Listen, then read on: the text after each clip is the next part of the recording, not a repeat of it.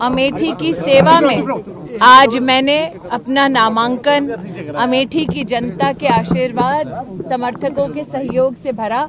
माननीय प्रधानमंत्री जी को, माननीय मुख्यमंत्री जी को और विशेष अमित भाई को आभार व्यक्त करती हूं कि उन्होंने पुनः मुझे अमेठी लोकसभा क्षेत्र से प्रत्याशी बनाया। एक लापता सांसद के चलते इसी गौरीगंज में खाद की लाइन में खड़े किसानों की छातियों पर, पीठ पर लाठी पड़ते देखा इंडिया अलायंस का। केंद्रीय मंत्री स्मृति ईरानी ने उत्तर प्रदेश की चर्चित अमेठी लोकसभा सीट से नामांकन दाखिल किया है।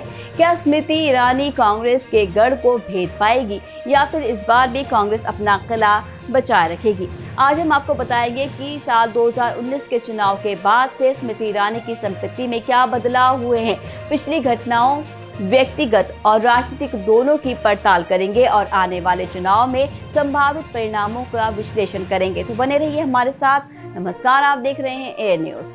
केंद्रीय मंत्री स्मृति ईरानी ने सोमवार को एक भव्य रोड शो के बाद उत्तर प्रदेश की चर्चित अमेठी लोकसभा सीट से अपना नामांकन दाखिल किया। उनके चुनावी हलफनामे के अनुसार पिछले 5 वर्षों में मौजूदा सांसद के परिवार की संपत्ति में 6 करोड़ रुपए की वृद्धि हुई है, जबकि अमेठी लोकसभा सीट उत्तर प्रदेश की राजनीति में एक महत्वपूर्ण स्थान रखती है। ये सीट लंबे समय तक कांग्रेस का गढ़ रही है। राहुल गांधी ने साल 2004 से साल 2019 तक लगातार 3 बार अमेठी से चुनाव जीता है। हालांकि साल 2019 के लोकसभा चुनाव में स्मृति ईरानी ने राहुल गांधी को हराकर सबको चौंका दिया था।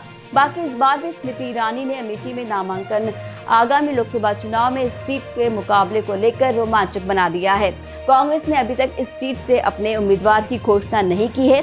ऐसे में ये देखना दिलचस्प होगा कि क्या कांग्रेस इस सीट को वापस पाने में सफल होगी या फिर स्मृति ईरानी एक बार फिर जीत हासिल करेगी। आपको बता दें कि स्मृति ईरानी का अमेठी से नामांकन कई अलग तरीके से समझा जा सकता है। जैसे कुछ लोगों का तर्क है कि स्मृति ईरानी का अमेठी से नामांकन एक राजनीतिक चाल है। उनका तर्क है कि भाजपा इस सीट को जीतने के लिए पूरी ताकत लगा रही है, क्योंकि ये कांग्रेस का गढ़ है। भाजपा इस सीट को जीतकर कांग्रेस को कमजोर करना और उत्तर प्रदेश में अपनी पकड़ मजबूत करना चाहती है। वहीं दूसरों का तर्क है कि स्मृति ईरानी का अमेठी से नामांकन उनकी व्यक्तिगत महत्वाकांक्षाओं का संकेत है। उनका तर्क है कि स्मृति ईरानी एक महत्वाकांक्षी राजनीतिज्ञ हैं और वो प्रधानमंत्री बनने की आकांक्षा रखती हैं।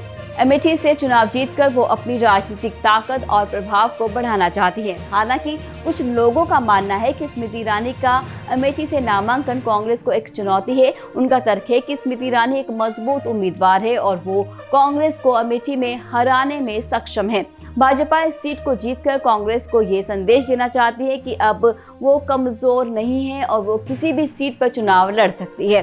वैसे कुछ लोगों का तर्क है कि स्मृति ईरानी का अमेठी से नामांकन उनके चुनावी वादों को पूरा करने में उनकी विफलता का संकेत है। उनका तर्क है कि स्मृति ईरानी ने अपने पिछले कार्यकाल में अमेठी के लोगों के लिए बहुत कम काम किया है और अब वो वोट करने की उम्मीद में नामांकन कर रही हैं। तो इस तरह स्मृति ईरानी का अमेठी से नामांकन भारतीय राजनीति में एक बड़ी घटना है। ये देखना बाकी है कि क्या कांग्रेस इस सीट को वापस पाने में सफल होगी या फिर स्मृति ईरानी एक बार फिर जीत हासिल करेगी। अमेठी लोकसभा सीट पर चुनाव परिणाम भारतीय राजनीति पर दूरगामी प्रभाव डाल सकते हैं। तो ये थी हमारी विशेष पेशकश। फिलहाल के लिए दीजिए विदा। नमस्कार।